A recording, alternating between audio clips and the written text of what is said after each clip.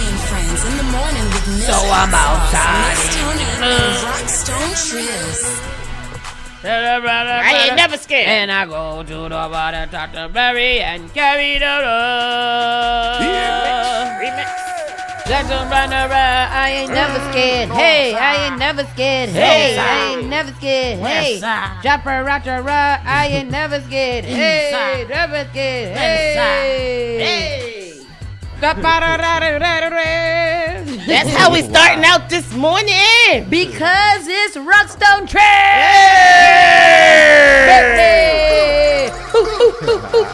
More life. Happier, strong. Don't prank it, a prank and a birthday. Go shorty, it's your birthday. We gonna party like it's your birthday. Good morning. Ooh. Oh, I was doing a melody. He was doing a Can you little let dog. me finish my melody? Melody. It's a mashup. Yes, a matchup. Yes. Yay! Happy big birthday to our brother Rockstone Trizz, who is not 40. Not 40, but it is morning, our thank brother's you. birthday. Yes, And he yes, got something to say. Y'all gonna listen and y'all gonna clap for him. Oh, dang. Say what you gonna say, brother. I ain't got nothing to say. Just Okay. thank you. Thank you I'm very blessed. much. I'm blessed to see another day, you know. And right. better be. And he's got some gifts, so we're going to start off the day with him opening his gifts. He's got it's only one gift. And he's got one my gift. God. This was sponsored by This is a Pastor nice Troy, box. Miss Tony, and Hot Sauce. Oh, my wow. favorite. That is We can't show this on the beautiful. camera. Yeah. He looked like he already been celebrating. You can't show this on the camera. And but And this then is we my got some favorite. lays, so we're going to Yeah. get us laid, girl. Let's get laid up in here For together. Tristan's birth, well, we Shout out don't, to not Pastor together. Troy, man. That looked real nice. That looked real That nice. is homegrown. Yes. That looked real nice. Homegrown.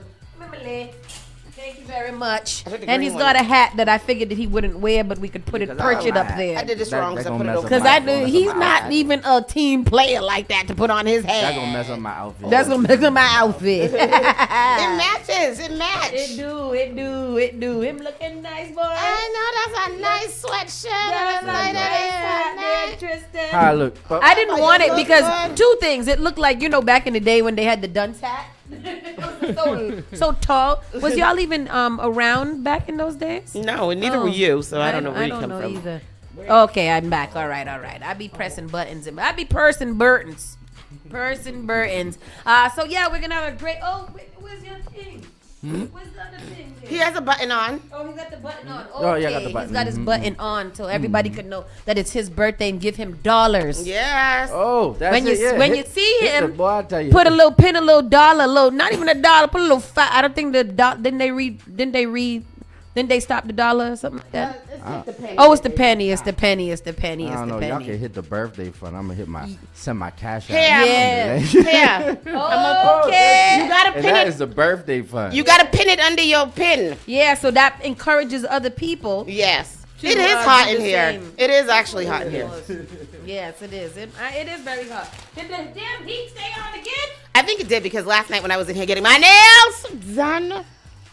Them is nice. Look at my nails, Tristan. Oh, look at it. Your nails Let me always tell look y'all, dangerous. everybody that come in is here, that? I'm gonna start. It is little Christmas Christmas. It's poinsettia leaves. I think. I'm gonna start sending y'all invoices. If you in here and you feel the heat on and you leave here and you don't turn the heat off, you are in charge of that day of heat. Especially you. Especially you. If it was hot in here, you make sure that you check the damn Who, me? temperature. It wasn't- No, her. Oh. There was people in here when I left. I don't care. It was a lot of people here when I left. You make sure that the thing they don't care about me. I God damn it! You turn it off. If there's a lot of people here, there don't need to be heat. Black people take heat by themselves. There If was there's a a lot of baby. people here, It was the baby in here. I don't care. There was Who's- a baby. One little baby was doing his mama nails, and that's so cute. He's 6 months old, and what's so sweet, and I love him. It's hot. Maybe we should just go. I don't know where she went, but go on. Let's start this damn Yeah, show. man. We inside here. We about to start the show. What time is it? Ready? It's tomorrow already. Yeah, what you do yesterday, real quick? I got my nails done, and Oh, that's is what it? I did, and that's all that matters. Because do you all see my nails? Are they seeing my nails good? They could see them. My Yes. nails Bring them. are up to you. somewhat amazing. Amazing. Shout out to Samine. Got to She was supposed to do my nails for my birthday. She didn't. I haven't had my nails done in a long time. Well, you should have said she was rough. she was here yesterday. You should have get them done. But I woke up this morning looking at my nails like, damn, my nails look good. They look so damn good. But anyhow, that was my evening. Nothing else going on. Just pretty low key and quiet. Aside from that, what did you do? What are your plans for today for your birthday? What are you doing? I'm not doing nothing. I don't have any plans. Usually I go out to eat after this. Remember we go out to eat. We go out to breakfast after this. So I don't know if we're gonna do that. But nothing. I got a DJ today actually. Where? I have to DJ downtown. I think it's outside too for a couple of hours from like 3:30 to 5:30. Well, that sounds cold. I'll let y'all know what the event is. But yes. Yeah, let us know what that is. Cause is it a kid friendly, dog friendly event? Cause we gotta ask these things. All right, I got a DJ. What is this? I got a DJ. Tristan is DJing outside downtown today. Fresh Jan, what is this? Yesterday I asked you, what is Fresh Jan's name? Freshimo Janas. Yes. Oh, wow. I don't know what the event is. Oh. But, yes. We outside. Frederick Jean. We y'all ready? Let's go to it. All right, let's start the show. All right. Punch. You're listening to Saucy and Friends in the morning with Miss Hot Sauce, Miss Tony, and Rockstone Triz. You're listening to Spark FM online. At 617-272-3387. What is this, Doctor? This is well, Spark of New England, Spark FM. Bringing the heat back to the airwaves. Turn us up. All right, let's take a look. I treat you right, I treat you nice. Who with you wear, who with you wear. Good morning, everybody. Welcome back to Spark FM Online, Saucy and Friends in the morning. Each and every Monday through Friday from 9 to 11, we give you everything that you guys need to know to have a great day and keep it going. Today is Thursday, December 11th, aka Tristan's birthday. Hey. It is currently 34 degrees, but it feels like 21. It got a little warmer since I've been outside. It's supposed to drop down to your mother later on today. Down all the way to damn 20 degrees today, and it's probably gonna feel like 2. So That's make sure terrible. That's very terrible. So make sure you was inside the house early. And you know what? I like to be inside the house early. Tristan said he DJing outside today. Where? It's supposed to be frigid level In temperature. South Boston, it's a Christmas event. You know, they want a little something. I'm going. Little hot chocolate and cocoa and all that good stuff. No, send it to us. Chocolate little cool. That's my favorite. We gonna come down there with the dogs. Shout out to also I forgot to say. So yesterday was also my niece's birthday, Maya. Happy birthday, So Maya. shout out to Maya, and today's my best friend's birthday. And today is our Maya's birthday, Yep, too. it is. And today's my cousin's birthday, Maya. Yeah. And today is also my best friend's birthday, Pooh. And today's also Damn. my neighbor's birthday, Sia. Oh, yeah, that's, hey, happy birthday, Oh, happy Sia. birthday, Sia! Yes. So I share all the birthdays. With all Shout good out to people. Good people, great people. Oh, that's so nice. Yeah, man, December so shout out 11th to is a them. good day to be born. Very Yeah, nice. I like it for you. Yes. Oh, good. Well, good. Whatever you do today, I hope that you enjoy it, and definitely let us know about what you're doing downtown, because we need anything to do with these damn kids. Let's get into the show right now. Sauce has already given us the heat, what you call it? The weather. The weather report. And there was no heat involved in it. No heat in it. Only the heat that's in here. And if you're not getting that, sorry for you. Black Nativity is still on through the December 21st. There are quite a few more shows left. There's one on Friday, one on Saturday, and 2 on Sunday. So you guys check that out. It's a great performance, and I'm hoping to actually catch it again before they leave. Around the way news, let's get into it. And yes. just so she didn't, I don't know why she skipped over the other part. Oh, because I was waiting for you to say. Brunch and Burners have officially been Postponed. yes, rescheduled. Rescheduled for the new year, where we can bring it in properly. Right now, it's just a lot going on. It's a lot. So we'll put out official wording later, but just let y'all know. That's what y'all got. Good. Shout out to Finn's Fusion, 1191 Blue Hill Ave. You get them stars, them saltfish and bakes. You get this nice, wonderful sandwich on a croissant. This is with the egg and the cheese. It is buttery and wonderful. I love it. That's why I have so much mass around me these days. Okay. So yummy. Also, yesterday I had a very, very delicious cocoa tea from Finn's Fusion, which was very nice. And every morning, almost every morning, I get fresh ginger tea that he makes every morning. Fresh ginger tea for the morning. It's so delicious. Oh, and it feels so good. It's so spicy. It's good for your belly, though. It's very good for your belly. I'm gonna have to start drinking that because I just need, everything is wrong with me. Me and my mother was having complaining wars yesterday. Oh, that's good. I'm sure that was fun. It was awful. Did you lose? Because you're gonna lose every time. Every time you're gonna lose. My neck, my back, everything, my crack, everything. Leave my godmother alone. My fingernail hurt. Let me stop. She's gonna be mad. No, Ma, I'm sorry. we You know I love love you, you. mommy. It's JK, ma. JK. Just kidding. Hey, Ja. 6'7". Yeah, let's get into this round the way news. Yesterday, around Boston, a Boston medical security guard was stabbed and the suspect was arrested. This is a video here. Apparently, this man went in to see his child being born, and then everything went to hell. Go, let's play the video. What? 1 second, here goes the clip. Crazy. Center security guard is being treated for critical injuries tonight after he was stabbed outside of a hospital in Boston tonight, where that suspect just appeared in court, Logan. Yeah, David, that's right. Good evening. Prosecutors say 37-year-old Brandon Bannister was leaving Boston Medical Center here, where he was accused of stealing items that didn't belong to him. That's when this altercation began, and that's when the situation got out of control. Prosecutors describing a violent scene outside of Boston Medical Center, where they say 37-year-old Brandon Bannister stabbed a security guard. While public safety officers were attempting to gain control of Bannister, the victim realized that he was stabbed to his right leg and began hopping on one leg towards the entrance and proceeded to escort himself to Trauma 3. Another security guard was slashed in his protective vest. Bannister was charged with 2 counts of assault with a deadly weapon, as well as trafficking more than 18 grams of cocaine. During the search incident to arrest, officers located a plastic bag containing a white rock-like substance believed to be crack cocaine off of the defendant, Mr. Bannister's person. Defense attorneys for Bannister say he was at the hospital for the birth of his child when the altercation occurred. He was in the hospital room with the mother of his child as she was in labor. She asked him to leave the room, and he did with his items. As he was leaving the room, he was stopped by hospital security. They accused him of taking things that weren't his. Those items weren't his, and then the altercation ensued from there. Healthcare unions say this is part of a troubling trend in the area. Executive Vice President of 1199 SEIU United Healthcare Workers East said in a statement, quote, "We need our healthcare institutions and our state leaders alike to do more to protect the frontline workers who keep our healthcare system running."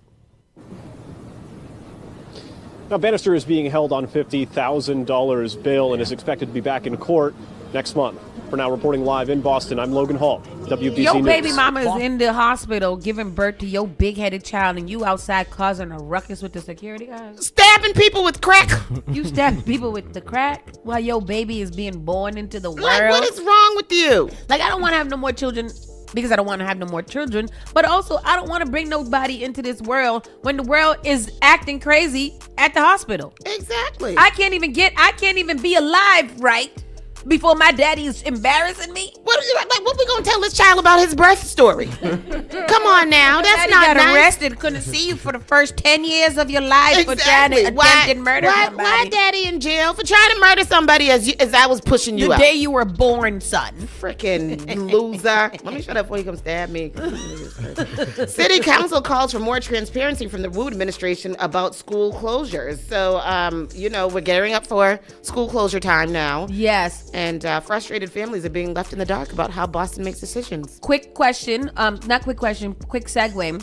The event on December 3rd for the schools that are closing. For the schools that are closing went really, really well. One of our very own young people, Mr. Armani, he is the son of specialist here on Saturdays from 10 to 1. Oh, yeah. He testified about his and how it should stay open. He did a very, very good job. So I'm really excited that people are getting their kids involved in the decisions that everybody else was making for them. Yeah. And some bright kids, bro. and we should also be hearing the decision about what's going on today today, I believe Today. it is. Yeah. So we'll keep you guys updated with those school closings, but this is not necessarily related. This is about, is it?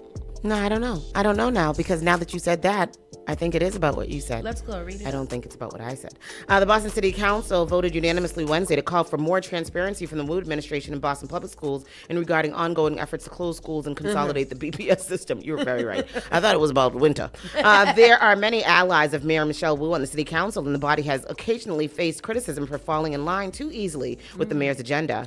Councilors are backing Wu and Superintendent Mary Skipper as they push closures, but say that confused families deserve more insight into the administration's process.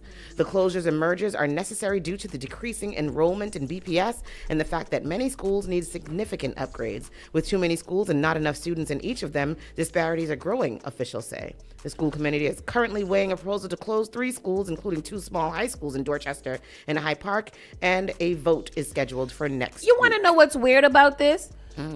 Another course, ACC, doesn't have a decline in enrollment. No.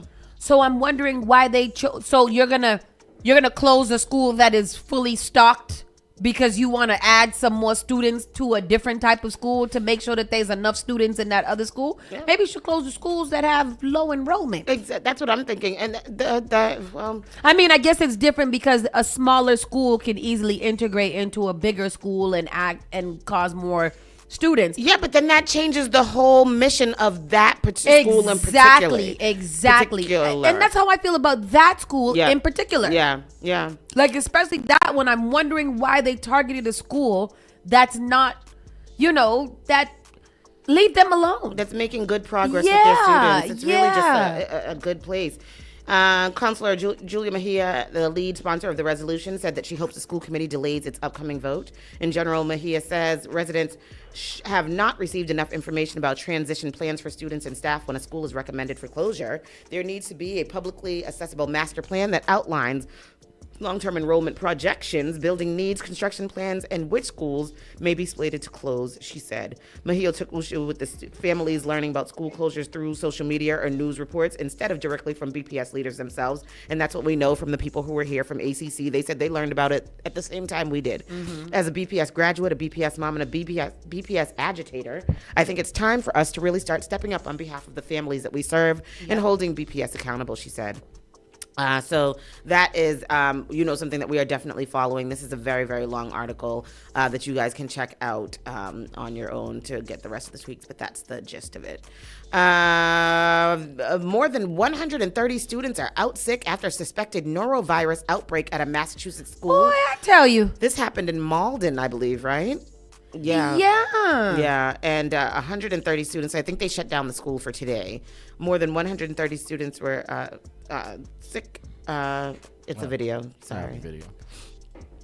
Where everybody gets sick. Ew. A suspected norovirus outbreak has forced the closure of a local elementary school. Oh my gosh! And we've been told more than 100 kids.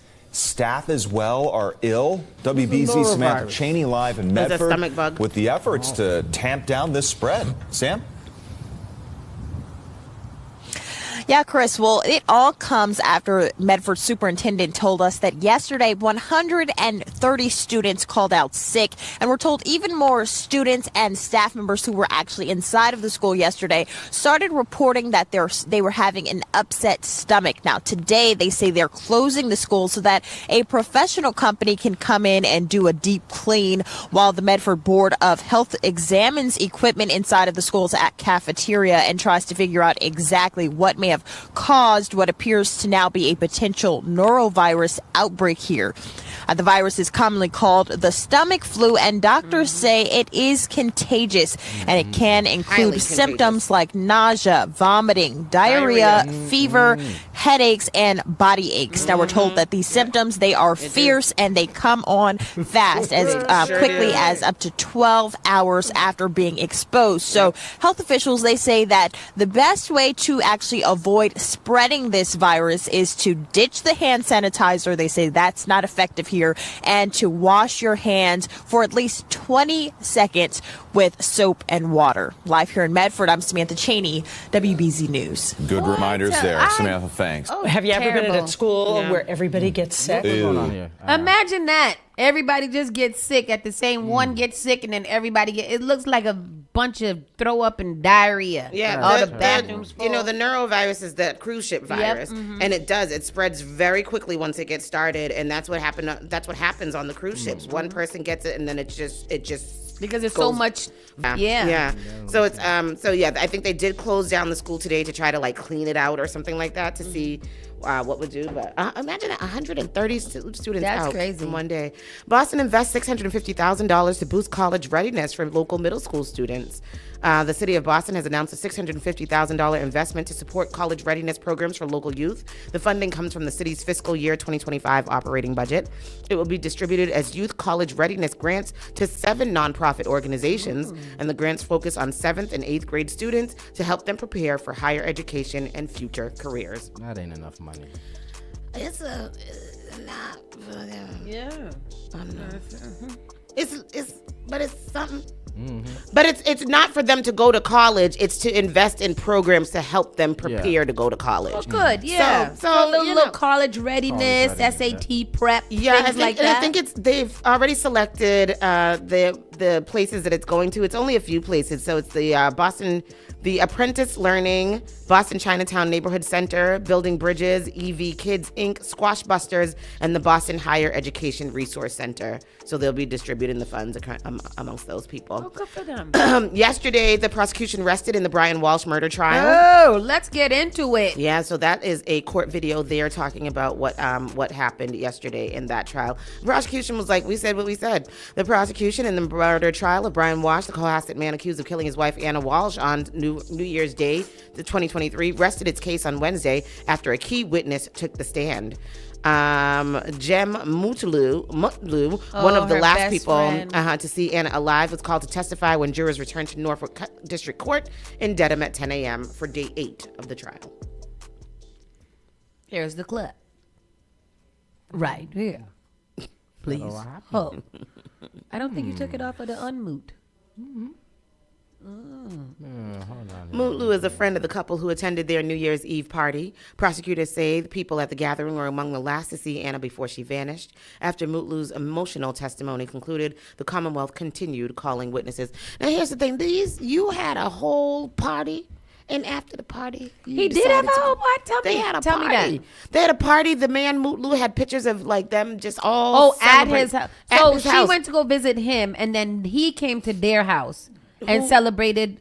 Tell me start over. Like if I don't know what I'm talking about. Yeah. So Anna was transitioning. She was working. She's working between Washington D.C. and home. Mm-hmm. She came home for New Year's Eve. Yeah. Because remember, Christmas Eve she spent with her lover. Yes. And then she came home for Christmas and was with them all Christmas week, and they were spending New Year's Eve together. They had a party at their house. Brian and Anna had a party at their house. There was a bunch of people there. This Mutlu guy was there. He's one of the witnesses. So you had a party at your house, and then after the party was done and y'all cleaned up, you went upstairs and killed this woman? Killed her up and then chopped her up? And then chopped her up and threw her away. I saw yesterday that he didn't even do it in the house. It looks like he took her to some like trash filler. After he killed her. And chopped her up there. I thought he had chopped her up in like the basement. I thought he had chopped her up in the basement too because they found all the tools with all the blood on them. He put them there, but they showed a picture of like a big trash confinement thing, and it seems like he chopped her up at the place. And then brought the bloody tools back to the house? Probably was like, I'll just hide them here. Why wouldn't you bury them in the trash? I don't know if that part is true. We're going to throw them in a lake. Yeah. I don't understand. Do we have the video? No, the video's not working. So that's what they said. Here what it said. Walsh is charged with first-degree murder, but his defense claims Anna died of natural causes and that he panicked upon finding her dead in the bed. The prosecution alleges that Walsh murdered his wife and dismembered her before dumping her body parts in dumpsters and cleaning up the house. So he killed her first and then cleaned. Since the start of the trial on December 1st, prosecutors have been presenting a slew of incriminating evidence to the jury. Jurors have already been presented with significant evidence, including confirmation that blood found from a North Shore dumpster matched Anna. So they were in a dumpster. Matched her DNA. What was in the dumpster? Slippers, a towel, a rug, the head of a hatchet and a hacksaw. Okay. All right. Under cross-examination, the defense argued that DNA evidence does not reveal how or when it was deposited, with the witness confirming that DNA cannot tell us how or when it was deposited on an item. On Tuesday, the jury also viewed surveillance footage showing Walsh shopping the day after Anna disappeared. The video shows him buying rolled carpets and candles at a home goods store in Norwood. According to a company security official, Walsh paid for those items using 2 TJX value cards belonging to Anna, cards she had received from merchandise returns in Baltimore and he used our own gift cards to buy the things. I guess I'm trying to figure out, what is this case?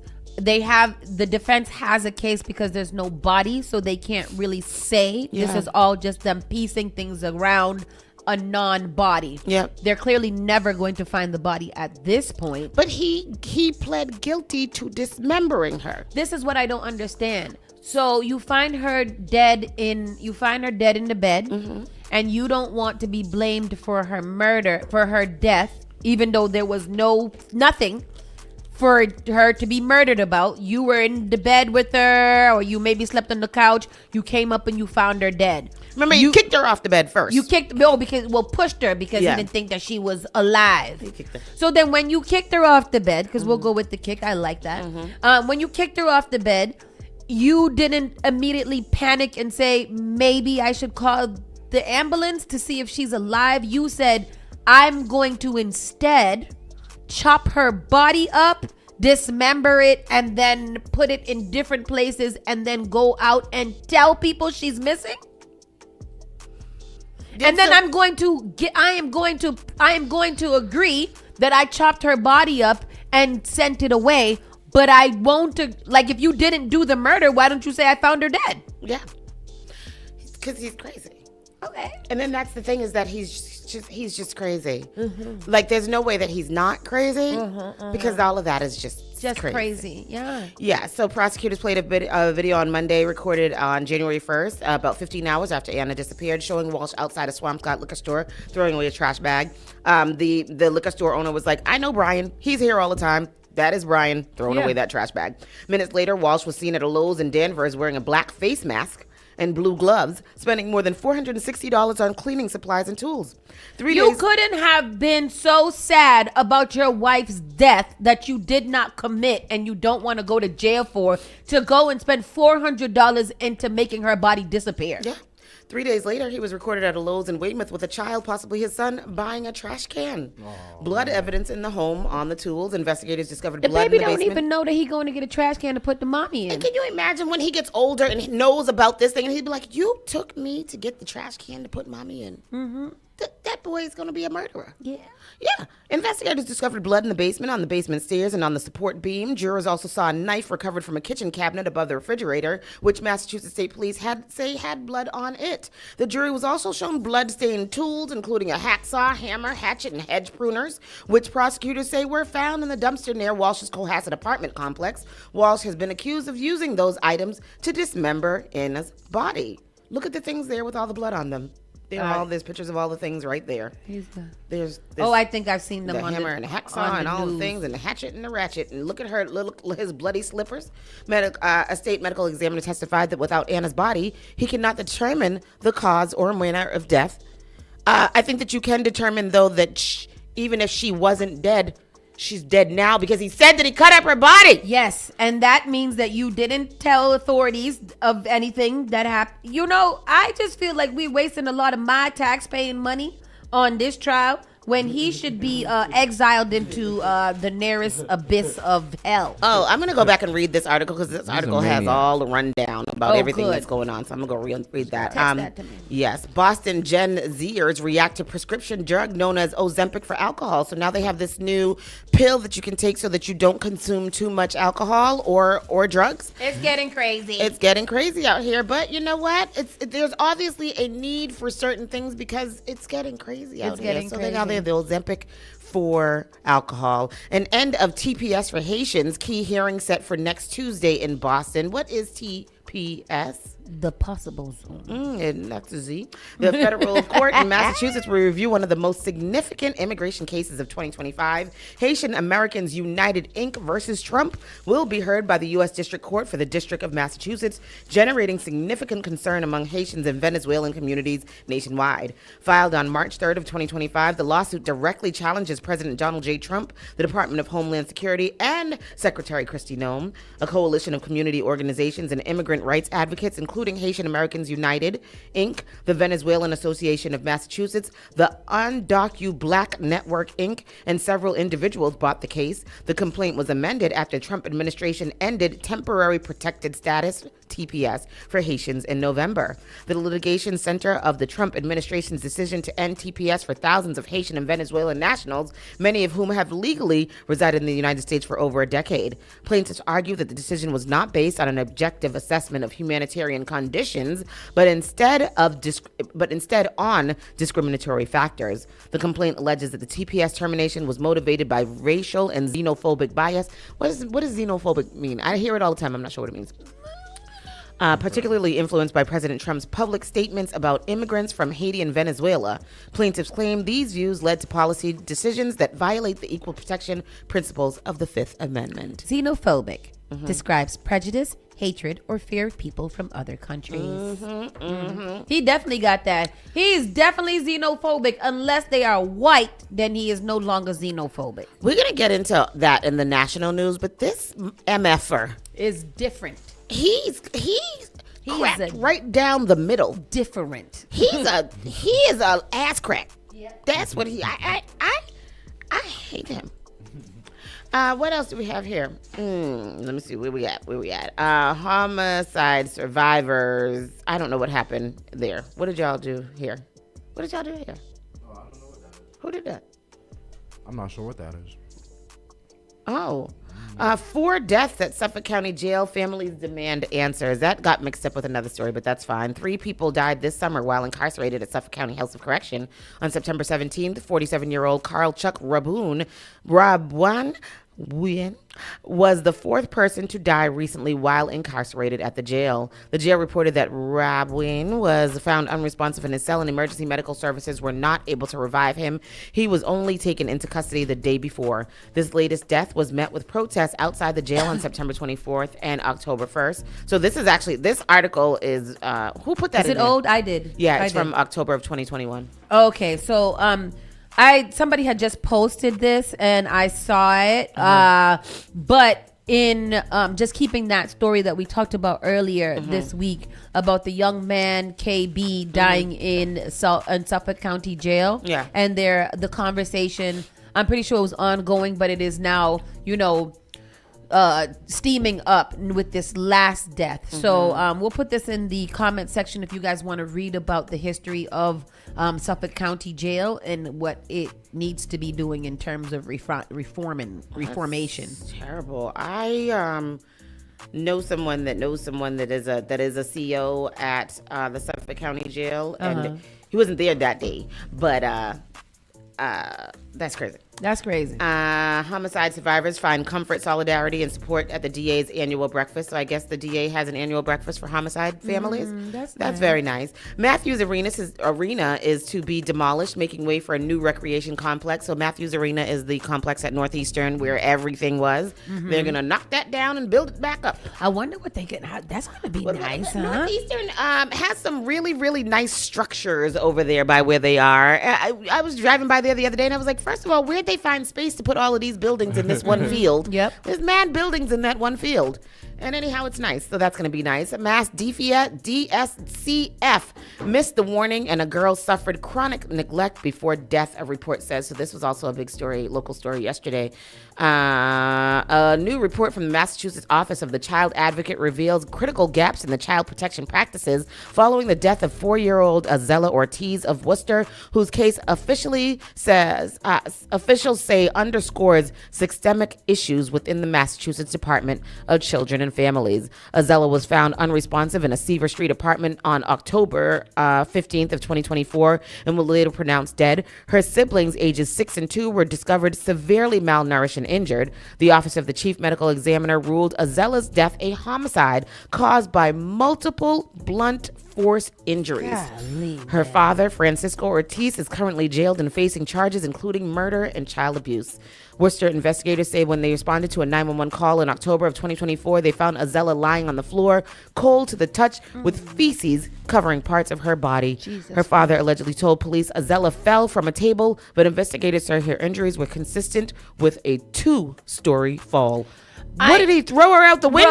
I really just don't understand how people can get so angry to kill kids and animals. Like, these are the things that bother me. She was 4 years old. Officers say they also found Azella's siblings in the home. They say a 2-year-old sibling had a skull fracture. Jesus. A 6-year-old sibling tested positive for fentanyl. What? Investigators say the older child was nonverbal and had never been to school. The 6-year-old. Jesus Christ, have mercy, my father. According to the 65-page OCA report, DCF had been involved with the family for 3 years and 8 months due to the neglect concerns. They did say that DCF dropped the ball. Yep, the children remain in their parents' care with no improvements. The case never entered a courtroom and was closed in October 2023, just 1 year before Azella's death. What do you do with that story? What is that story? That is awful. I really hope that you give him the chair. Yeah. DCF responded. They said the death of a child is devastating. We are heartbroken by the loss of Azella, and we appreciate the Office of the Child Advocate's examination of this case. DCF is committed to doing everything we can to enhance safety for children. We will address the concerns raised by the OCA, including reviewing our policy when we are considering closing a case, assessing training, and providing clearer guidance on assessing families for risk factors commonly associated with child abuse and neglect. That sounds like... Look at that baby. A crock Jesus. of doo-doo to me. Where is she? Are you okay? It's a fishbone. Oh. I was like, wait a minute. That's terrible. Not today. Don't do that. I'll be back. They gonna save money on your tombstone. Oh, But Jesus Christ. Law enforcement groups alleges that a fraud in Massachusetts cannabis industry. Now this is very, very interesting here. They're saying that they tested cannabis from several dispensaries and it ain't got as much weed in it as it say it got. Oh, Lord. I know that because some of the weed at the dispensaries be a little trash. Not that I would know. They might as well give you sticks and seeds. The president of a local law enforcement group is sounding alarms about the reliability of cannabis products in Massachusetts. Matt Gutwill, president of the New England Narcotic and Officers Enforcement Association, argues that THC percentages in cannabis products are being inflated. What they're doing is ripping off the consumer. Gutwill and his organization say that they have tested more than 100 products from multiple dispensaries over the past 2 years and found that a significant number had THC percentages below what was stated on the product labels. The testing is saying it's 12.8% and 1.1% CBD, but when we purchased this, they said that it was 34.65 THC level. What is that? What? Showing how he tested a joint using a Nerlob screening device.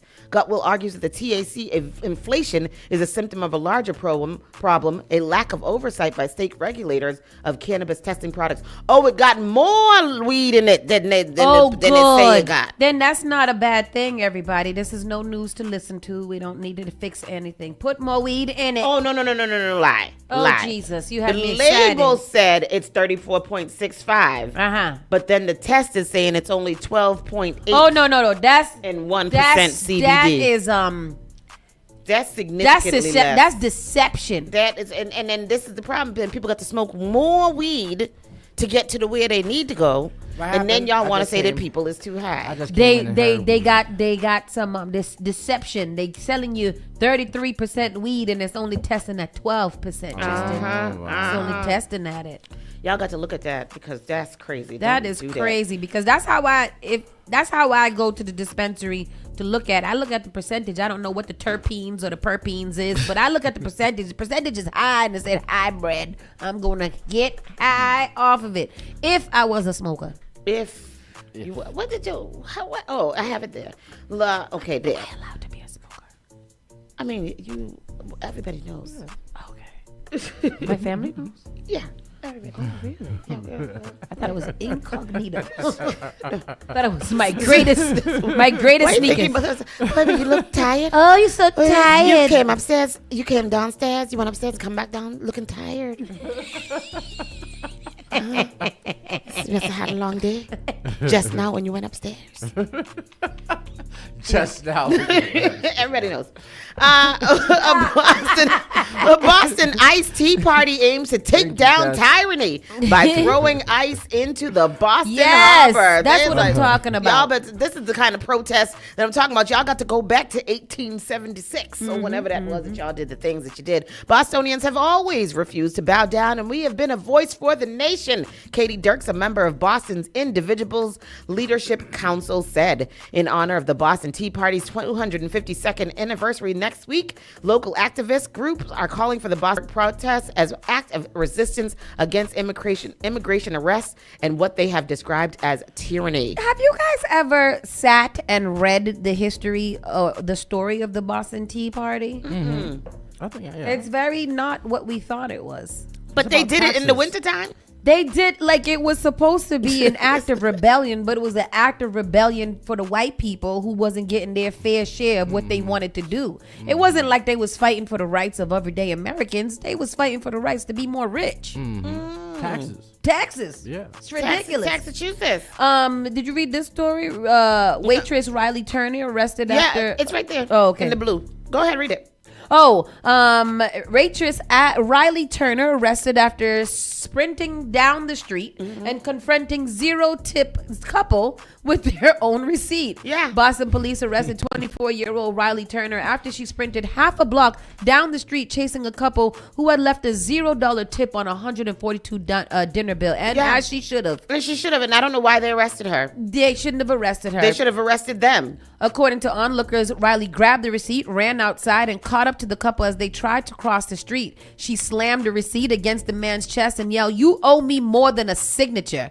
The woman tried to pull him away, but Riley held up the receipt and shouted, "You spent $142 and couldn't leave not one single ounce of tip." Yeah. The man yelled back, "We don't believe in tipping." Can you imagine? What do you mean you don't believe? Then you don't believe in going out to the restaurant. Exactly. Go eat at your goddamn house. And that's what Riley told him. The man yelled back, "We don't believe in tipping." Riley replied, "Then you don't believe in eating out." Exactly. When he tried to walk away again, Riley followed alongside him, yelling, "Run faster, maybe you'll outrun your guilt."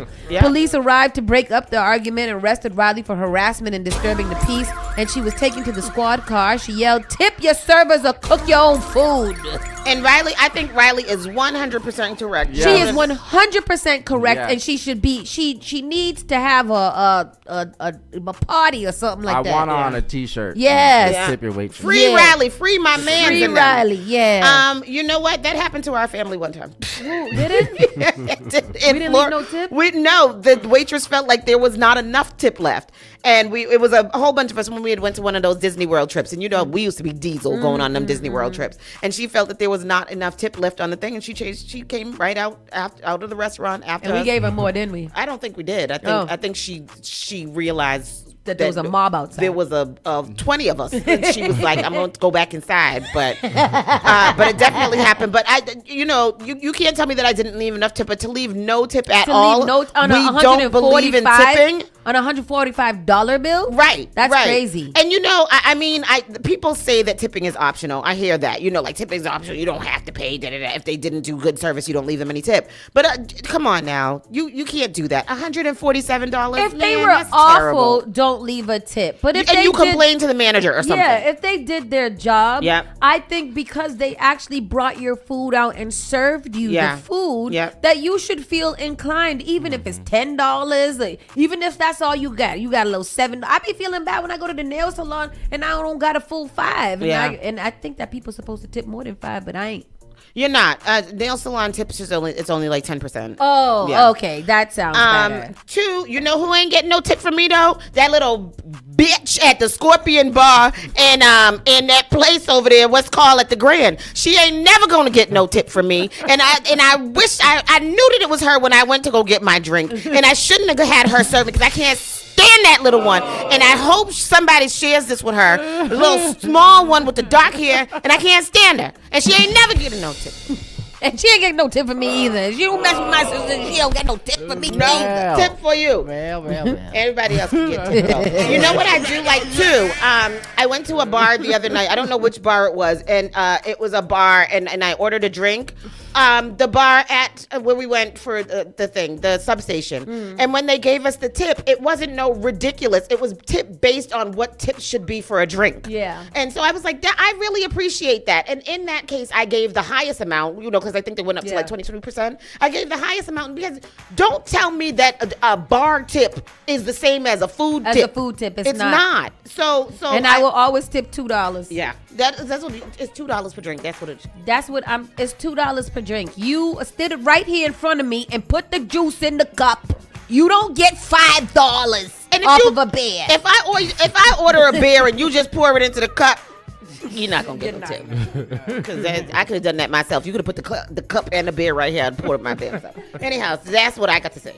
That's it. That's all the news. That's all the news for today. We'll be right back in a few all of that news. minutes. Yeah. Keep it locked right here, Spark FM Online.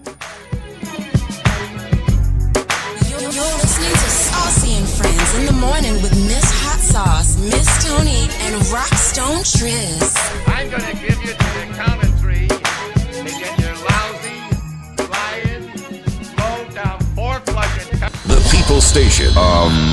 What is that? What is that? Spark FM. Merry Christmas, you filthy animal, and a Happy New Year. This is a message from the Centers for Disease Control and Prevention. Travel increases your chance of getting and spreading COVID-19. Take steps to protect yourself and others. Wear a mask that completely covers your nose and mouth.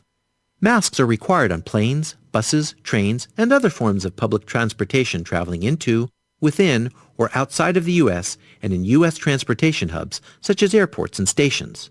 Stay at least 6 feet away from others. Wash your hands often, and watch for symptoms of COVID-19. When traveling back to the U.S., you must show a negative COVID-19 test result or have documentation of recovery from COVID-19 before boarding your flight back to the U.S. Visit cdc.gov/COVID-19 travel to learn more about travel requirements and recommendations. At Rockland Trust, we know listening matters. Whether you're building a family or a business, investing in a new home or a college education, you need a banker who cares. That one person who makes all the difference. Rockland Trust Bank, where each relationship matters. Member FDIC. The National Center of Afro-American Artists invites you to celebrate 55 years of a powerful holiday tradition, Black Nativity by Langston Hughes. Join us December 5th through the 21st at the Emerson Paramount Center, 559 Washington Street in downtown Boston. Experience the stunning story of the birth of Christ brought to life through soul-stirring gospel music, breathtaking dance, and a timeless message of hope.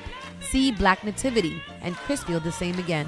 Get your tickets now at blacknativity.org or call 617-824-8400. At Rockland Trust Bank, we know that listening matters, not just to your financial goals, but taking the time to really get to know you.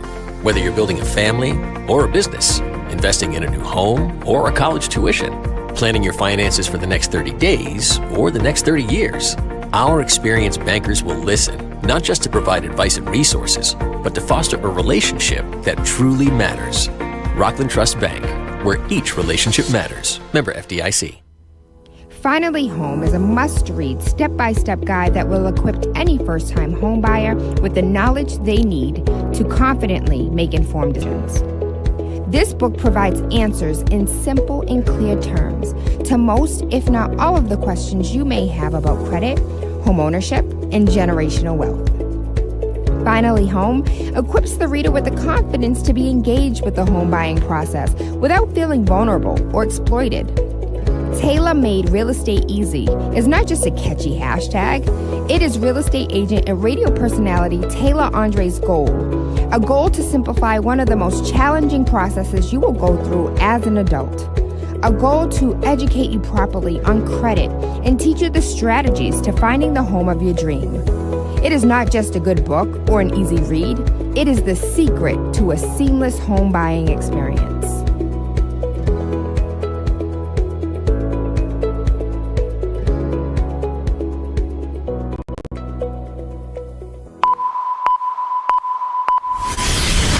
Spark FM. I know you nasty. She be touching on her own body. Igniting the airwaves. Spark FM. Said she wanna take me away. Said she wanna take me away. Said she wanna show me the way. Join us on Facebook and Instagram at sparkfmonline.com. Turn us up.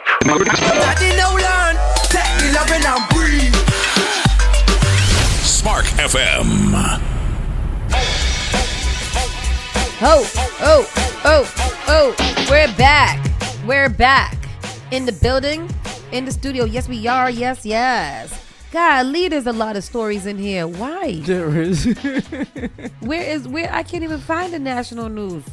Here it is. Okay. Wow. I think it's just how it's posted in there. It's like 3 lines per story. Makes the thing. Anyways, blur while discussing immigrants from Somalia and disgusting nations. What a guy, huh? This is such an interesting guy. Let's see what we got here. President Donald Trump on Tuesday denigrated immigrants from shithole countries, reviving a comment he used during his first term in office and sparked criticism. During a rally in Pennsylvania on affordability, Trump touted his administration's decision to pause immigration from dozens of countries, including Somalia. I've also announced a permanent pause on third world migration, including from hellholes like Afghanistan, Haiti, Somalia, and many other countries, he said. Then reflecting on his 2018 meeting with senators, during which he referred to certain nations as shithole countries, Trump said, "Remember I said that that to the senators? Hardy har har." He said our country was going to hell. And we had a meeting, and I say, why is it we only take people from shithole countries, right? Why can't we have some people from Norway, from Sweden? He did say he was from Norway, from Sweden. Just a few. Let us have a few from Denmark. Do you mind sending us a few people? Do you mind? Trump pointed specifically to Somali immigrants, questioning why the United States has so many immigrants from the African nation and so few from European nations. We always take people from Somalia, places like that are a disaster, right? The president told the audience in Mount Pocono, Pennsylvania. Filthy, it's dirt. Pocono. It's Pocono, yes. Pocono. I feel like the Poconos had an H in it somewhere. Didn't it? It don't? I thought it was a big word like Pocahontas, but Pocono. From the Pocono, Pennsylvania. Filthy, dirty, disgusting, ridden with crime. The only thing they're good at is going after ships. Wow. I'm the captain now. Anyhow, that's first of all, that's rude. Second of all, could nobody take him out? There's nobody. The other day, Cyprus posted a meme of the longest range sharp, like 352 miles or some foolishness, some craziness. And I said, this man got one job to do and he's not doing it. And I don't understand why. I mean, and if we can't do it, he's going after the Somalians now. Can't nobody... Come on now. Bro, something's got to happen. They can't freeze him and put him in the freezer, cucumber in the freezer. Tonight. Yeah. Listen, as a nation, we have to freeze him. We have to freeze him. Freeze him out. You got to write his name on a cucumber and put it in your freezer because he got to go. He got to cool out. Where's all the voodoo priestesses and stuff? That's what I'm saying. You keep going after Haiti. And I know Haiti ain't the only place that has voodoo, because shout out to New Orleans and all kind of stuff like that. But y'all got to come together as one and make it do what it do. Do some Santeria. A chicken bone. Something has to happen. This is crazy. All these shithole countries won't rise together and do what y'all got to do. Isn't that crazy? How are you the president of the United States and behaving like that? But did he really say, remember I said that before? Yes, he's so excited about all of the foolishness that he's ever said. Which is so crazy because he has posted on Truth Social back when that first came out that he did not say that. He posted that he didn't say it. He's an actual pathological liar. So there is nothing that he has ever said. I mean, he's talking about the affordability word is a hoax by the Democrats. Affordability and he is a hoax. literally ran on affordability. Everything in every one of his speech was about affordability. And now that you see that all the things that you're doing has increased things to way beyond affordability, now it's a hoax by the Democrats. And I must ask again, as I do every single day with this president, like, there are people that support him knowing factually that he has actually factually lied about things. Money talks, baby girl. You freaking, what is it? You can lie to me all you want to, as long as you keep on making me, as long as I earn $1 million every year. You can tell me the sky is yellow. And I'm going to still work for you as long as my pocket stayed lined and it doesn't affect me or my family. I'm good to go. Until 50 Cent produced The Reckoning of Donald Trump. Boy, I can't wait till it happens. That's going to be good. He's going to have a lot of footage for that one. That's going to be a good documentary there. Come on, 50. Come through. Go ahead, next door. Oh. That's you. And I'm helping. I'm helping things. What you helping? I don't know. Tony, read the next one, please. Okay. What else do we have here? Rubio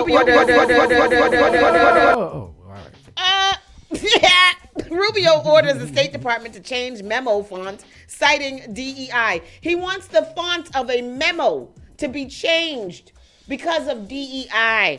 This is somebody that is in the presidential cabinet. The font. Am I reading that right? Yes, you are. I read that yesterday. Report identified. I kept on scrolling by because he wants it to be Times New Roman instead of Courier, which Biden said was more user friendly. He wants it to be more staunch. And like, this is a real story. This is a real thing, Tristan, that's happening in the United States of America. They want to change the font because of DEI. What did font is diversity? Oh, because everything's supposed to be the same, so not even the font can be different. That's deep rooted bullshit. The U.S. to require foreign tourists to submit 5 years of social media history. These are real articles, real news articles. What do you say? The U.S. wants foreign tourists to submit 5 years of social media history. Tourists, the people who are not trying to come here to stay, they just come in here to spend a little money and go back home. I must submit. Where do I get 5 years of history? How? Read that article. I'm interested in know because I want to see what I've been talking about the last 5 years. I know they're gonna arrest me. I would never be, if I was a foreign, I would never be able to get here. Yes, please, because I don't understand, Tristan. I can't read it. I don't understand how to read that. I don't understand how to read it. My Administration mouse is can't read continuing those. its effort to tighten the U.S. border. The Department of Homeland Security says it plans to require visa-free tourists from dozens of countries to provide a 5-year social media history in order to enter the country. CBS News immigration and politics reporter Camilo Montoya Galvez joins us live with reporting on this announcement. Camilo, how will this process actually work? Good morning, Mugo. Citizens of more than 40 countries enrolled in the visa waiver program can typically come here to the U.S. for up to 90 days for tourism or business travel. That list of countries includes many European nations and U.S. allies like Australia, Japan, and New Zealand. And while their citizens typically do not need visas to travel to the U.S., they still need to submit an application online using a system known as ESTA before entering the country. The Trump administration, Mugo, is now proposing to overhaul that system, mainly to require applicants from these countries to share additional information. That includes, as you noted, their social media history for the past 5 years, also emails that they have used for the past 10 years, and the personal information of direct family members, including their phone numbers. The Trump administration, Mugo, says the changes are designed to comply with an executive order that the president says will make it easier for the U.S. to deny entry to people who may pose a threat to national security or public safety. Yeah. Wow. That's what it say. How the hell supposed to get 5 years of social media? Is there a printout version of that? Is that what happens? Like when I put myself into this system, that it will automatically bring up my social media? Like how opposed to, is it directions? How do I find 5 years of, so how do I find 5 years of they go 5 give you my years. Instagram and they go see, I don't know. Yeah. You just give them your handles and they just go back. But what if you deleted the bad stuff? I don't know. Let me see. And What if I just get a different social media handle when I'm coming here, and then I just use that? What if I don't use social media? You have to give them the past 10 years of email addresses too, so that But they they can have look it on those already. It's email the government. addresses. Don't they ask for that on the application as your email address? Just go, and then you go through all my email. Wait, what? I'm coming to visit here, and you got to go through the last 10 years of all of my emails and scan it to make sure I didn't say anything that you didn't like. And you got to give them the name of all your close family members and their phone numbers and addresses too. To find 5 years of your social media history, you usually download your data archive from each platform, which gives you all posts, messages, and activity, or use the platform search filter functions for specific time frames like before 2020 to scroll back through years of content directly on the web. Through archives are most thorough for deep history. Oh. What? I'm just not coming. I'm just going to wait, and I'm just not visiting here. What is it in America that I visit? That's what. The That's national what. parks. The national parks. Only right? if it's on Trump's birthday. Only on Trump's birthday. And that's what they were saying yesterday on The View. He was like, why can't we bring in people from Norway and Switzerland? They were like, they don't want to come here because they know you're the president. And Switzerland has a good place to be. Why would you come here? We should all go there. We should all go. We live in should. Switzerland. But then when we can't get dual citizenship because you gotta pick one. You gotta be loyal to America or stay where you at. Oh, well, speaking of the national parks, environmental group has sues Trump for replacing national park pass photo with his own image. Y'all, these are real news stories that we're reading here today. These are real news stories. And they not one story you read that they lowering the price of eggs. Not one story have you read yet. Not one. But you know what they did do? They seized the skipper, the oil tanker seized by the U.S. near Venezuela. And they did. They got their oil. They got the tanker. And what now? What now? Nothing. They just took the people. Now they got more money, and everybody who is in the administration probably gets $5 million, and then everybody else can relax. Oh, all right. Well, Stephen Colbert argues that Paramount's $108 billion bid for Warner Brothers proves that the network can't afford to uncancel his show, and I think it does too. I think it does too. Y'all lied to that man, and you told him that you was canceling because he couldn't afford it, but then you got $108 billion to go buy another company. Yes, you do. You do. Third, judge grants the DOJ the motion to unseal the grand jury materials from the Epstein files. And so what? Y'all can keep on granting it. They're not going to release them because they don't feel like it. They don't feel like they have to listen to you. And they don't have to do to what they want to do. Managerial error. Candace Owens rips Turning Point USA's decision to name Erica Kirk as the new CEO days after her husband Charlie's association. And Candace Owens hates that girl. Why? I hate her too. I can understand. That's the only thing that me and Candace Owens will ever agree around. I think that the Kirk lady is an actual succubus. And I believe that I think that she orchestrated the death of her husband. Okay. Whatever, what is it called? Conspiracy theory that anybody wants to come up with her, I'll 100% believe it. I think that she's the devil. Oh, wow. You hate that? I do. This lady has gotten more fame and fortune from this man's death than I've ever seen anytime. She always walk around with this little piece of tissue and dabs right at the same spot on her eyes every time. Her eyes are too light. Her mascara is too dark and her hair is too blonde for me to trust her. Oh my goodness! And she wears too much fashionable forward clothing. The other day she did an interview in a full lace regalia. Oh wow! Yes, it was a lace suit from Shein. Oh my! And she purchased that and she wore it to an interview. And I don't trust her. And I'm with Candace Owens only on this because Candace Owens is still not invited to anybody's cookout. Oh, wow. And if I go to the cookout and I see Candace Owens there, I am going to call the police. That's all I got to say. Wow, you said a mouth. That's how I feel. That's how I feel. Well, Marjorie Taylor Greene's boyfriend feels the same way. Because Trader Green. He said he feels like a little divorced kid, and he's begging Donald Trump to end the duo's bitter feud. Where the F you come from? Marjorie Taylor Green's boyfriend. Boyfriend. He's not even the husband. He's just her boyfriend. Where's she get boyfriend? I don't know. She's a rich bitch, so she can have whatever she wants. Insider trading. This fine former Michigan football coach Sharon Moore, who was fined, was jailed after hours after his firing. What did he do? Are y'all I sure think he's from Michigan State. Uh-huh. Oh, they said that he's terrible. Oh, really? Former Michigan football coach Sharon Moore was jailed on Wednesday, according to court records, hours after he was fired from the university, said was an inappropriate relationship with a staff member. According to the Washtenaw County Jail, the 39-year-old Moore had been booked into the facility as of Wednesday evening. The jail's records did not provide any information about what was detained or whether any court appearances were scheduled. In response to media inquiries about Moore, the Pittsfield Township Police Department issued a statement that did not mention anyone by name. According to the statement, police were called to investigate an alleged assault in Pittsfield Township, a couple of miles south of Michigan Stadium, and took a person into custody. The incident was not random, and there was no ongoing threat to public safety, police said, and the person was jailed pending a review of the charges by prosecutors. This article is very vague. Yeah, what did he do? What is his name? Sharon Moore.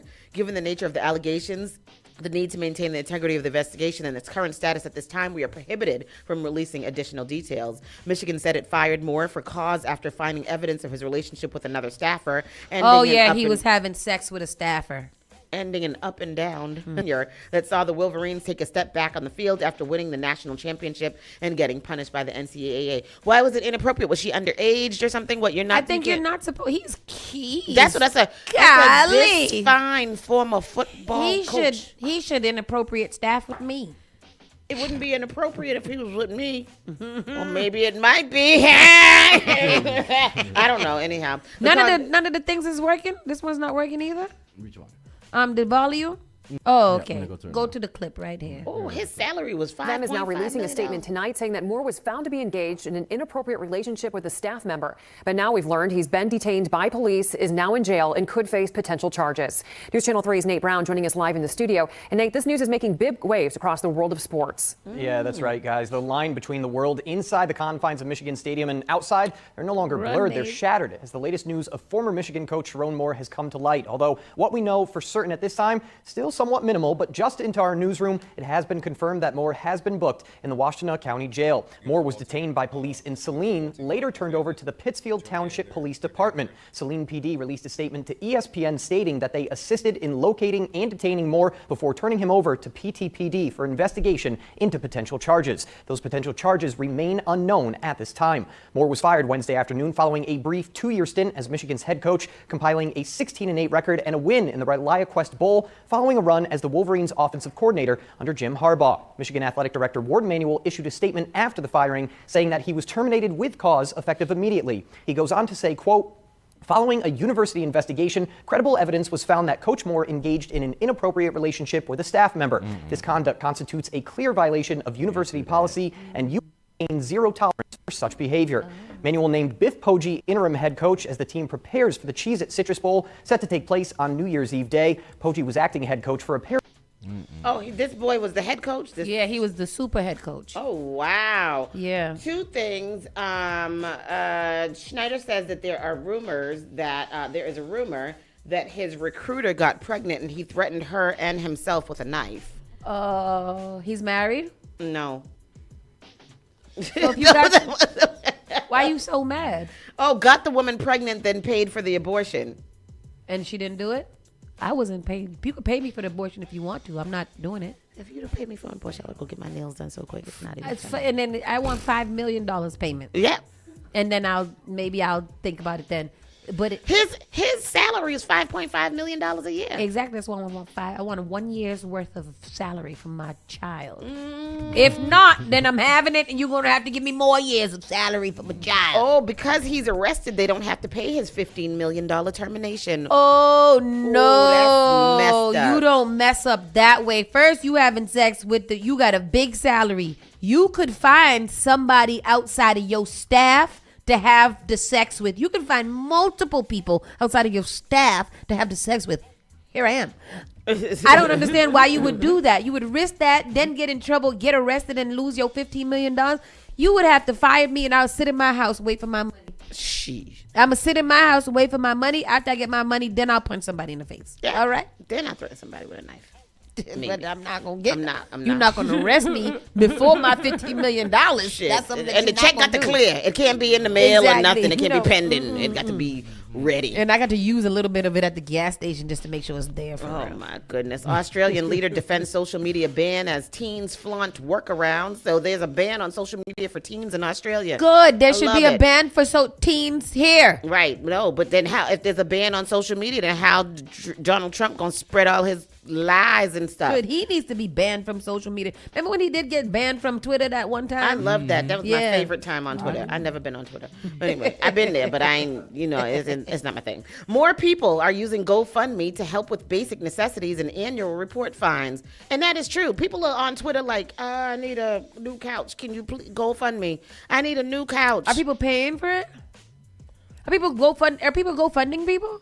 I don't know. I don't have enough money to help you. That's what the other day one of them unhoused was like, hey, you got $1? No, do you? Yeah. Do you got $1? Because I'm $1 short. I'm gonna share your GoFundMe, but I ain't got no money to fund you. Today in the store, white people love a GoFundMe. Today in the when I went to go buy some trinkets, the lady was like, you could go first, and I was like, that's nice. Thank you, let me go first, because she had just handed the cashier this many of coins. Oh. This many of coins. It wasn't a small, like a couple of quarters. It was this many handful of coins where she had to spread it on the desk and clock out for a little bit so she could count the pennies, nickels, quarters, and dimes to pay for the ladies' Christmas decorations. If I had the money, I'd have been like, here you go. It's a dollar store. You can get that. Well, pennies ain't even. They ain't even. You can't even use them. But the fact that she had that much money in her little change purse, that it was this much, because that's how she handed it to her. I said, "Oh, today is not gonna be that kind of day. I got to go." I got that much money in my change purse. Do to be you? honest with you, though, I do. I got a change purse at home that is very heavy, and I need to go figure out how much money is in it. You better go right to the dollar store buy your Christmas decorations. I already got my Christmas decorations. I can't wait to put it my. Oh no! I need to go buy some garland. Oh, not some garland. Buy some garland. People still put garland on their tree? No, I'm not putting it on my tree. I got to hang it around my house. Oh, you can buy some of the one that we have here. That's the garland here. You know what? Yesterday, Mommy gave me lots and lots and lots of yellow flowers, and I was flower arranging last night. Oh, my house is flowerful. Y'all should see it. We have real quick. We have a new listener. Shout outs to Reality Nancy on Twitter. Good afternoon, Reality Nancy. Welcome to Spark FM. Welcome to our show. An experienced hiker rescued after getting trapped in quicksand at Utah's Arches National Park. Biggest fear ever, that I will get trapped in quicksand.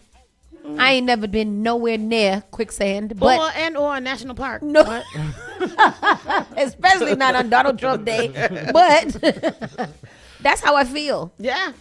How did he tell me this story? I don't know. He went near the quicksand. He went by the quicksand and got stuck in it. And quicksand, is it really quick or is it a slow death? It's slow. It's slow. But why do they call it quicksand then? Because Tristan watched a documentary on it. Go ahead, tell me about it. He did. I watched the video. It's not a documentary. Tell us about it. Quicksand. When you get in quicksand, basically you have to move slow in order for you to get out. And you have to stay together. If you move slow, rock back and forth, you'll eventually get out. But it's not like how it looks in the movie theater. Yeah, he's an experienced hiker, so that's just really. I mean, that's what happened. People panic and they start moving fast, and then they. So anyhow, I'm watching a video. Oh my God, this is so cool. I'm gonna send this to you so that people can see how quicksand works, just in case you have an irrational fear like I do of being detained by quicksand. I got you. All right, you find it there? Yeah, how does quicksand work? It's about a minute. Which one? This one. Okay. How to survive? Let's just go to this one here. Yeah. How do I get out of this? Okay. All right, hold on. All right. This is how you get. We're gonna teach you life skills here at Spark FM, so that if you ever do, find yourself in some quicksand, you can remember how we saved you. All right. Here, it's some bloody quicksand. You need a mate. Now, if you don't have a mate, you're screwed. So you can stop watching this video. My mate is now going to go grab me a log. Now, the surface area of this log is really going to help. Right, this log is straight across. I'm going to slowly move forward, pushing on this log and wriggling my feet up, keeping my knees I'm so and tired. shins straight down. It's this area. This man went into the quicksand to demonstrate to us how to get out of Pretty quicksand. much good to go. Very nice. Okay. Stand on the log. Stand on Now I'm on the log. This is where most people get tipped up. Sometimes they He's jump sinking back again. to the quicksand. However, you're going to want to step away from the quicksand. With a But big it's a old very stride, slow use your pole. sink. You don't, just drop. Yeah, and you're out. Oh my God! It was so stressful for me to watch that. And I didn't even watch it, and my chest hurts. I was too. breathing heavy. I was trying to get out the quicksand with him. Yeah, man. Boy, I was like, step up, step. He's so heavy. Oh. What are y'all talking about? I felt it. I feel short of breath. I was anxious. My goodness. I wouldn't survive it because, first of all, if I don't have a mate and he can't find a log, what the hell? I come back to square one. Exactly. Then I'm just gonna sit there and slowly sink, and just think about my life as I sink down. Failure into to the thrive. quicksand. I do. I've got it. I've got that. And then lastly, our WTF news. Florida man who crashed stolen BMW told the cops that he teleported into it. What? During his arrest. He said he teleported. Man said he an unhoused man who stole a BMW and crashed it while driving 130 miles per hour claims he teleported into the vehicle while authorities arrested him. On Monday, Calvin Curtis Johnson, 36, crashed a convertible car on Ormond Beach, a city about an hour away from Orlando. The car was allegedly stolen while its owner was walking his dog in a nearby park. Only in Florida. Body cam footage shows the man telling officers he left the car keys in the unlocked vehicle. Although another witness told police he saw a man who appeared confused get into the car. Go ahead and we'll play. Okay. I got here at 3:45, Uh-huh. and I came back down here at 3:30, and it was gone. I had left the keys in the cup holder and closed the cup holder. Okay. And so, Okay. Were you out here with anybody that might have grabbed it? that might have went. Somebody you were with that might have taken it home or anything? No, I was by myself. All right. Who'd you see get into it? It was a guy probably maybe 30 years old. It wasn't his car. No. I kept looking at him because he asked me if I had light. I was like, "There's no way he drives a BMW." Would you be able to identify that guy if you ever saw him again? Yeah. Okay. He's a 30-year-old white I male? would say 30-year-old white male, shoulder length hair. Skip around. Blonde. Yeah, blonde he looked a little bit like me when I was younger. Oh, there he goes. He kept- I got in the car. I don't know. I teleported or something. Where'd you I get teleported or something. Hold on. Okay, blonde. 130 miles an hour, and I swear to God. Damn, look at the car. I got in the car. I don't know. I teleported or something. Where'd you get the car from? I don't know. You It's come from the Calvin. beach side? I don't know. I teleported. Where'd you fire? Come here. Give me just 1 second. yeah. Put your hands up on my car. Yes, sir. I was teleported. Did you come from Bicentennial Park? It came from Bicentennial Park? from north. They told me the X-Men to do it. Okay, but The X-Men dog did it. park? I don't know. The X-Men told me I don't do that stuff. What? The X-Men told him to do And it. that's how he teleported. I got 110. Professor X probably. Oh boy. Yeah. A Florida man. A Florida man. A Florida man. Yeah. Yeah. DeSantis country. Yeah. And that's the national news right there. That's the national news. That's it. Yeah, that was rough. Yeah. So let's slide right into entertainment because there's not much in entertainment at all. Entertainment. The entertainment news today was 50 Cent. Marlon Wayans, 50 Cent. Marlon Wayans, 50 They Cent. still going at it? I'm so tired of, I'm over it. I'm over it. Because at this point, y'all just watch the goddamn documentary and cut it out. Yeah. Golly. And what is it? I'm tired of it. Let me see. SZA calls out the White House Okay, for yes, using her music in a pro-ICE raid with the White House. In a statement to Verity, look that one up, Tristan. SZA. SZA. In a statement to Verity, White House spokesperson Abigail Jackson commented, "Thank you, SZA, for drawing even more attention to the tremendous work America's ICE officers are doing by arresting dangerous criminal illegal aliens from American communities." Wow, they spun what she. Wow, that is crazy. That is wow. Forlorn fumbler Leangelo Ball says he regrets leaving Miss Nikki Baby for Rashida Nicole. He said, I ain't got no excuse. Boy, I would, some people got to get slapped. Slapped, backhand He's slapped got to be, across yeah, the you face. got to do a little backhand slappage sometimes because you had that girl, not that she's got to take accountability because she was out here acting like she just stole the greatest deadbeat dad that she ever got, and that's what you end up getting. And now you gonna sit there and talk trash about that girl? That's crazy. Yeah, that's terrible. That is crazy. Tammy Rivera reflects on the past relationship with Waka Flocka and reveals what really ended their marriage. Oh, it's a video. What was it? What ended their marriage? I don't know because they're still very, very good friends. He's still raising her daughter. Or in her daughter Charlie. Yeah, Tammy Rivera put everything on the table during her sit-down interview with Carlos King. The former Love and Hip Hop ATL star broke down her past marriage to Waka Flocka and how she's feeling in her current relationship with her boo Kosher Oasis. What is that? Nobody don't got no regular name like John Brown, Waka Flocka, and Kosher Oasis. Tammy Rivera chopped it up with Carlos King and kept it real about her marriage with Waka Flocka. She recalled meeting him during a spring break in Miami and how he immediately started doing the most to lock her down. She said the minute he pulled up to her spot in his tour bus, that sealed everything. Shortly after, she moved herself and her daughter Charlie to Atlanta. Their love story played out exactly how Waka wanted, and they eventually tied the knot, but unfortunately ended up filing for divorce in 2023. Tammy told Carlos that even though cheating put a strain on their relationship, other problems pushed them to separate. She admitted that she started losing respect for him and knew it was time for them to go their separate ways. I'd rather lose my husband at this time than to lose my friend. After a while, when you go through so much with a person, you lose respect for them, and I didn't want that to be us, so I gracefully bowed out. I feel that.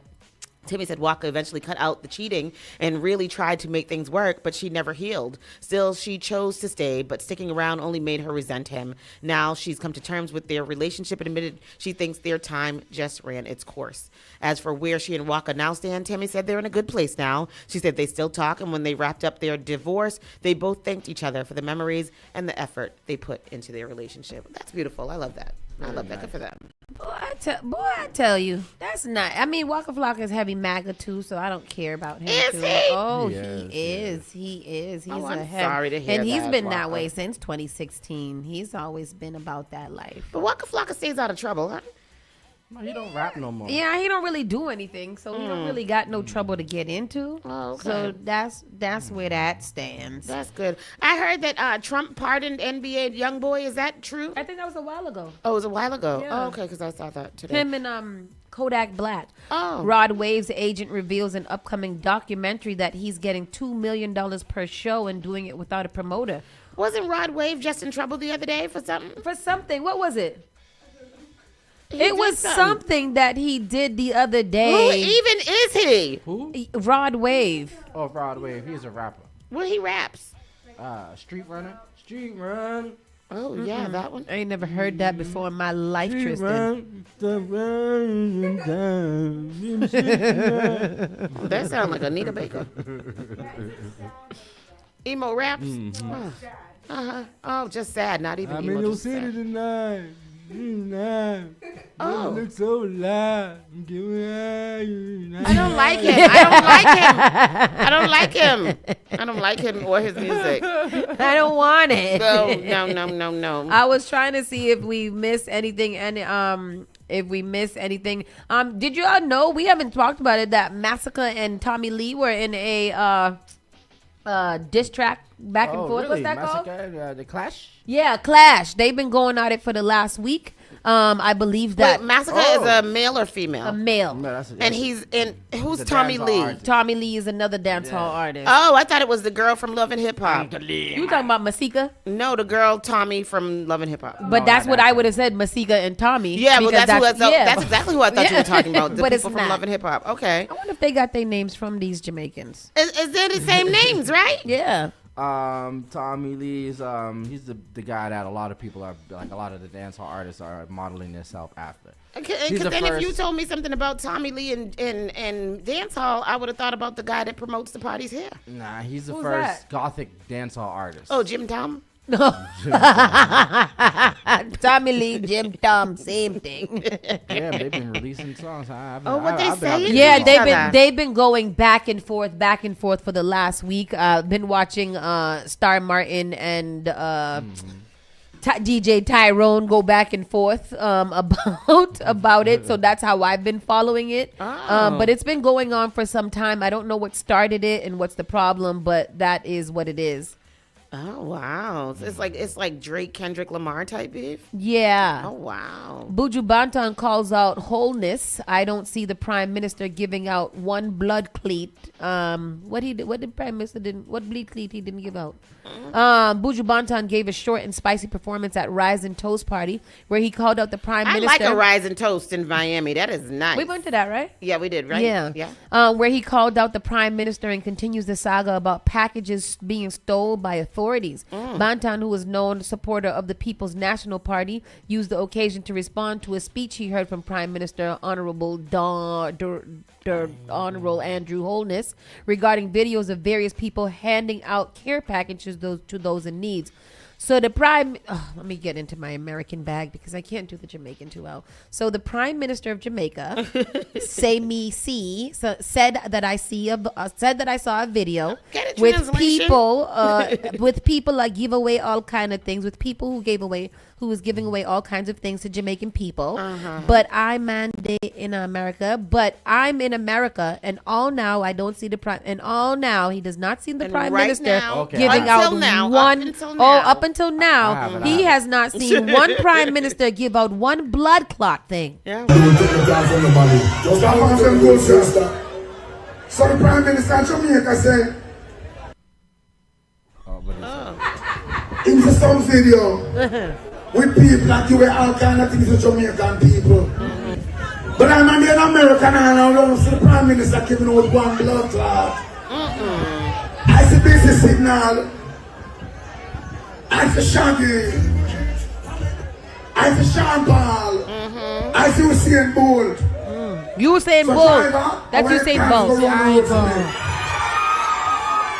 I find poor people. And when you find them, make sure them get them out to stand and make sure them post in the teeth nothing. Driver!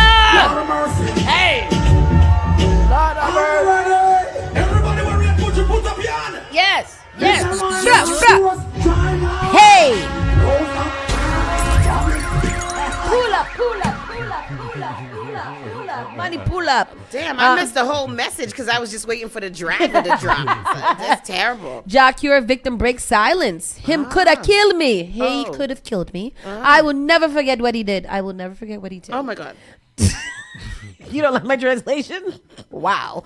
Dutch concert promoter Ricardo Poppy Blake has spoken publicly following last month's ruling by the Amsterdam Court of Appeal, which found reggae singer Jacure guilty of attempted murder and increased his sentence to 8 years and 4 months. Damn. Wait, he's a rapist and a murderer? And he's in jail in Amsterdam. God damn. I did not know that. The court's decision overturned the earlier verdict in line with the prosecution's view that the attack in October 2021 was deliberate and severe. Prosecutors had initially sought a sentence of 9.5 years. The lower court had also ordered Jacure born Sicature Alcock to pay to pay Blake 9,000 TTs and damages through Blake's attorney. Not TTs. Rubles.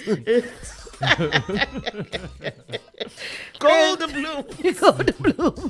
Furthermore, Bovin is urging fans to stop blaming the victim, calling the backlash against his client unusual and unfair. He stressed that the reggae community should recognize that Blake is the injured party, not the instigator. Jacure was convicted for stabbing Blake during a dispute over unpaid performance fees.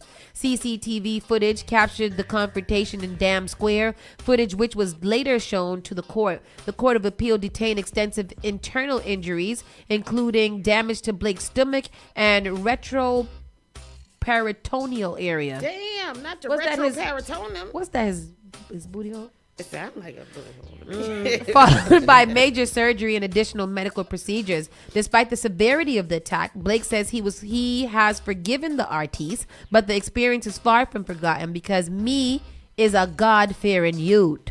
Me forgive him, but me not forget. He told Observer Online. That's right. Do you guys need the translation? Or That's the guy he I think I stabbed. got it. I think we got it. That's the guy he stabbed? That's the guy he stabbed. Because he didn't die. No, it was No, attempted murder that attempted he's in murder. there for. He described the encounter as a daylight ambush, claiming Jacure first spoke calmly, convincing him to meet in Dam Square before suddenly attacking him. I never Premeditated. felt the stab, then me see the cut in the jacket, and everything started happen. He recalled. Blake says doctors told him that had the knife been thrust slightly higher, it would have pierced his heart.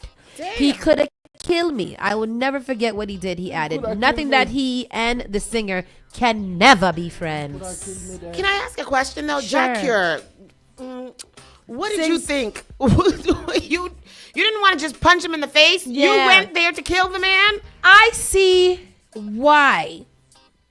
I thought of ambushing an artist at some point and you know, and doing the same, but not stabbing him, you know? I feel that what this shows, more so than ever, is that Jacure is a very passionate man. Yes, he is, because his music is passionate. That It's was beautiful. a crime of passion. He was Yeah. passionate about the injustice that he felt was being put on to Portrayed, him. yeah. And so he felt like he had to make a swift He had to move. stand up for his honor. Yeah. And Now we'll leave Terrible. on this note. He's singing songs like this inside the jail. Beautiful. Behind this prison. Yep, that's where you are. Terrible. That is where you are. What a beautiful melodic voice. Isn't it beautiful? Like, I So always terrible. dreamed of Jacure singing at my wedding. But he can't, because first of all, he's a sexual deviant, and second of all, he's an attempted murderer. And third of all, you ain't having no wedding. You don't like nobody. I like mad people. They don't like me. And that's the conclusion that I have come up to. I can't get married because nobody likes me. It's not that I don't want to be in love. It's because nobody wants to love me back. I believe you are a liar. Nope, it's true. All right. Well, we'll discuss that more Tomorrow. on F Word Friday. On F Word. Said you guys stay great, be blessed, and have a beautiful Thursday day. Bye-bye. You're listening to Saucy and Friends in the morning with Miss Hot Sauce, Miss Tony, and Rockstone Triz. Your #1 local radio. The Spark of New England. Spark FM. Bringing the heat back to the airwaves.